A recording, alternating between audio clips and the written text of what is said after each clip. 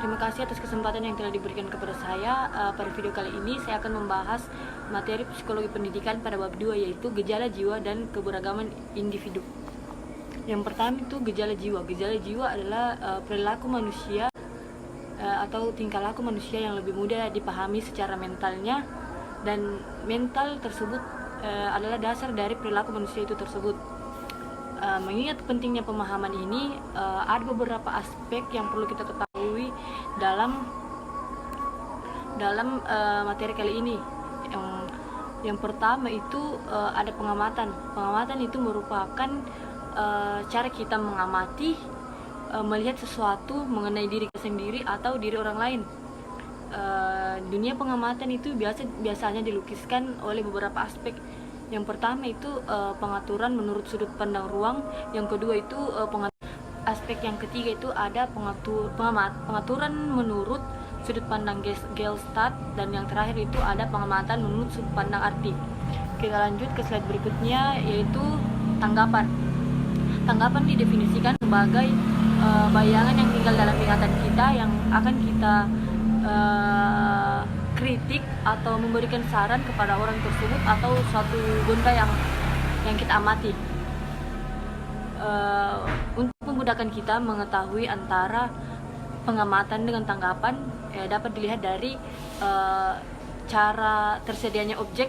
Jika tanggapan, cara tersedia objeknya itu seperti presentasi, tapi tanggapan cara tersedianya objek disebut representasi. Yang kedua itu objek yang sesungguhnya ada jika dilihat dari pengamatan.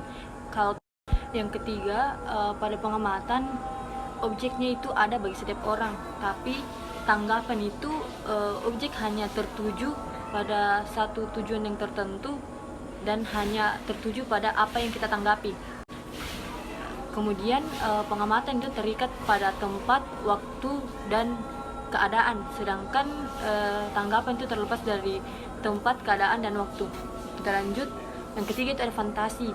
Fantasi didefinisikan sebagai kemampuan jiwa kita untuk membentuk suatu tanggapan-tanggapan. Fantasi itu dibedakan menjadi 3. Yang pertama itu mengabstraksikan. Ada beberapa pada saat mengabstraksikan, ada beberapa bagian dari ingatan kita yang hilang. Yang kedua itu mendeterminasikan, atau semacam bayangan tertentu yang dapat kita ingat lalu diisi dengan gambaran-gambaran lain. Yang ketiga itu ada mengkombinasikan, yaitu menggabungkan bagian dari tanggapan yang satu dengan tanggapan yang lainnya. Kita lanjut. Yang keempat itu ada perhatian. Perhatian itu didefinisikan sebagai pemusatan atau konsentrasi dari seluruh aktivitas individu ke satu objek tertentu.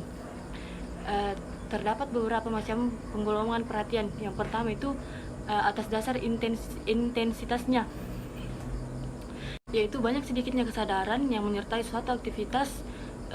Pada intensitasnya ini dibedakan lagi menjadi 2. Yang pertama itu ada perhatian intensif. Perhatian intensif tersebut adalah perhatian yang disertakan dengan aspek kesadaran dengan apa yang kita lakukan. Yang kedua itu ada perhatian tidak intensif. Perhatian tidak intensif ini yaitu perhatian yang kita lakukan secara tidak sadar. Selanjutnya itu atas dasar luasnya objek. Atas dasar luasnya objek ini, perhatian itu ada perhatian terpusat, yaitu perhatian yang tertuju pada lingkungan atau objek terbatas dan tertentu. Yang kedua itu ada perhatian terpencar. Perhatian terpencar itu perhatian yang objeknya luas dan tertuju pada beberapa objek sekaligus. Kita lanjut. Yang ketiga itu atas dasar cara timbulnya. Perhatian dibedakan menjadi, yang pertama itu perhatian secara spontan. Perhatian secara spontan itu yaitu perhatian yang hadir dengan sendirinya atau timbul secara spontan ya, tanpa kita sadari dan tanpa kita ketahui. Yang kedua itu ada perhatian refleksif. Perhatian ini yaitu perhatian yang tidak spontan, terjadi begitu saja dengan sengaja dan tanpa kemauan kita sendiri. Oke, kita lanjut ke slide berikutnya. Yang kelima, ingatan. Ingatan itu pada umumnya adalah sebuah hubungan pengalaman dengan masa yang lampau. Para ahli membedakan ingatan tersebut jadi 3 bagian. Yang pertama itu ada encoding. Encoding itu merupakan memasukkan pesan dalam ingatan. Yang kedua itu ada storage. Storage itu menyimpan, dan yang ketiga itu ada mengingat kembali atau retrieval. Jadi secara umum bisa disimpulkan dan bisa didefinisikan ingatan adalah proses menyimpan, memasukkan, menyimpan, lalu mengingat kembali. Fungsi memasukkan ingatan dapat dibedakan menjadi dua macam. Yang pertama itu memasukkan ingatan secara tidak sengaja dan memasukkan ingatan dengan cara sengaja. Kita lanjut ke slide berikutnya. Dalam membahas sebuah ingatan, orang tidak bisa meniadakan kelupaan. Sehubungan dengan kelupaan tersebut, ada beberapa teori yang menjelaskan tentang terjadinya kelupaan. Menurut teori atropi ini, kelupaan terjadi karena jejak-jejak ingatan atau memori ingatan tersebut telah lama tidak ditimbulkan sehingga terjadinya kelupaan. Yang kedua, menurut teori interferensi. Menurut teori ini, kelupaan terjadi karena ingatan yang lain dengan ingatan yang lain bercampur aduk menjadi satu sehingga mengganggu satu sama lain dan menyebabkan terjadinya kelupaan. Yang keenam itu ada berpikir. Berpikir itu didefinisikan sebagai suatu proses yang menghasilkan representasi mental yang baru melalui transformasi informasi. Berpikir ini meliputi 3 komponen. Yang pertama itu berpikir adalah aktivitas kognitif yang terjadi dalam mental atau pikiran seseorang. Yang kedua itu berpikir merupakan suatu proses adalah memanipulasi pengetahuan di dalam sistem kognitif. Yang ketiga itu ada berpikir yang diarahkan, artinya menghasilkan perbuatan pemecahan masalah atau diarahkan menuju pemecahan masalah tersebut. Yang ketujuh itu ada inteligasi. Inteligasi ini merupakan masalah yang banyak dibahas oleh beberapa para ahli. Namun para ahli sepakat untuk mendefinisikan inteligasi ini sebagai kemampuan dalam memecahkan persoalan yang dihadapi. Untuk mengetahui perbedaan inteligasi tersebut diperlukan sebuah tes inteligasi. Kita lanjut, yaitu keberagaman individu. Yang pertama itu keberagaman individu menurut pandangan kaum hereditarian.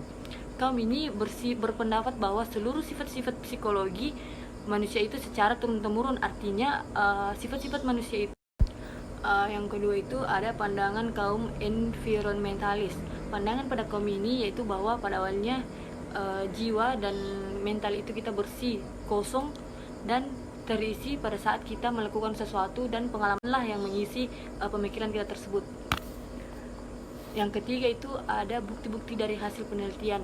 Penelitian tersebut bisa dilakukan dengan mengetes IQ. IQ adalah fungsi dalam faktor hereditas dan lingkungan. Yang keempat ada pandangan dari kaum modern. Pada kaum modern ini, penyelesaian terhadap konflik berkepanjangan tidak perlu diperpanjang dan dapat diselesaikan secara baik-baik. Yang kelima itu guru memerlukan wawasan yang luas. Tujuan dan peranan guru adalah mendidik siswa sebagaimana adanya pengetahuan yang terbuka dan memperluas wawasan siswa tersebut atau peserta didik. Yang terakhir itu ada tipologi kepribadian sehat. Yang pertama, orang yang matang atau model Alport. Pandangan orang yang sehat adalah ke depan kepada peristiwa atau peristiwa yang akan datang, sehingga membentuk banyak kebebasan dan berpikir positif dalam berpikir dan bertindak. Sekian pembahasan materi bab 2 pada video ini. Kurang dan lebihnya mohon dimaafkan dan saya ucapkan terima kasih.